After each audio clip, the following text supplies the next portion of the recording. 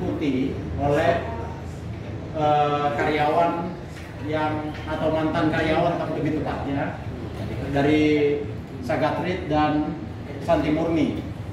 Dan tentunya tidak menutup kemungkinan nanti partisipasi anggota kedua koperasi ini akan bertambah jumlahnya pada saat setiap kali persidangan berjalan di Pengadilan Negeri Samarinda. Kenapa gugatan ini kemudian dilayangkan ke pengadilan, Pak, terkait kasus koperasi ini? Ya, terima kasih pertanyaannya. Bahwa kami adalah warga negara yang baik, negara kita negara hukum.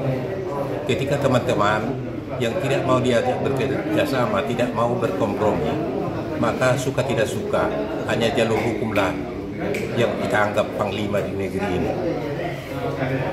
Itu alasannya kenapa kita harus melalui jalur hukum lewat pengadilan. Itu aja saya kira, sangat singkat, Pak. Ya. Seberapa lama Bapak melalui proses-proses yang Bapak sampaikan tadi itu tidak direspon? Kalau boleh dikatakan puluhan tahun, Pak. Yang pasti mulai dari 2011 sebetulnya kita sudah berjalan menjalin komunikasi dengan para pihak-pihak. Iya, teman-teman juga, bukan siapa-siapa. Tapi mereka sepertinya tidak merespon. Tidak ada respon baik. Jadi nggak ada pilihan. Begitu, Pak.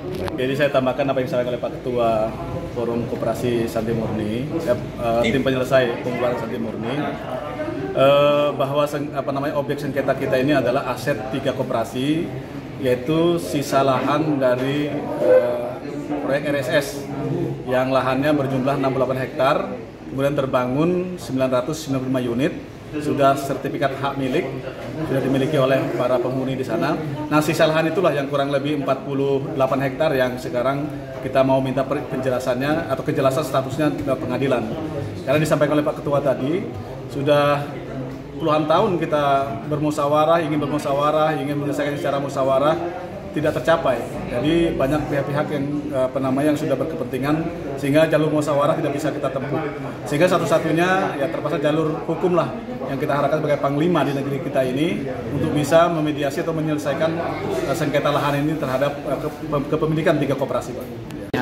Untuk saat ini perkara gugatan perdata terkait dengan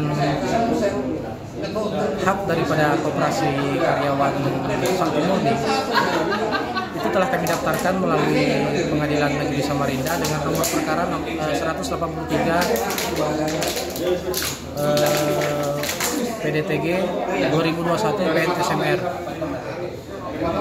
Kita masih menunggu juga, bahkan informasi yang sekarang kami terima bahwa proses sidang pertama akan dilaksanakan pada tanggal 26 Oktober 2021. Pihak-pihak yang digugat apa aja nih? Adapun pihak-pihak yang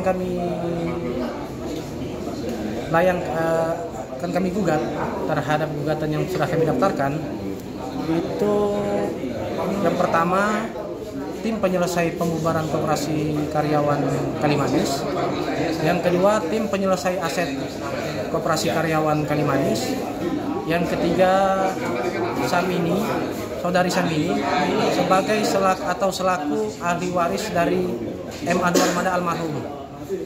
Keempat itu PT Kalimanis Private Industries. Yang kelima saudara Surya Samudra. Yang keenam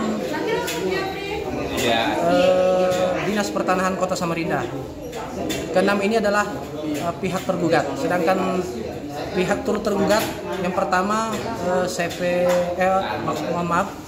yang pertama itu turut tergugat 1 koperasi karyawan Sagatret yang hingga saat ini masih aktif. Yang kedua Notaris Mulia Azhar yang berkedudukan di Tangerang, dan yang terakhir ketiga turut tergugat 3 itu Notaris Sutamsis yang berkedudukan di Kota Samarinda.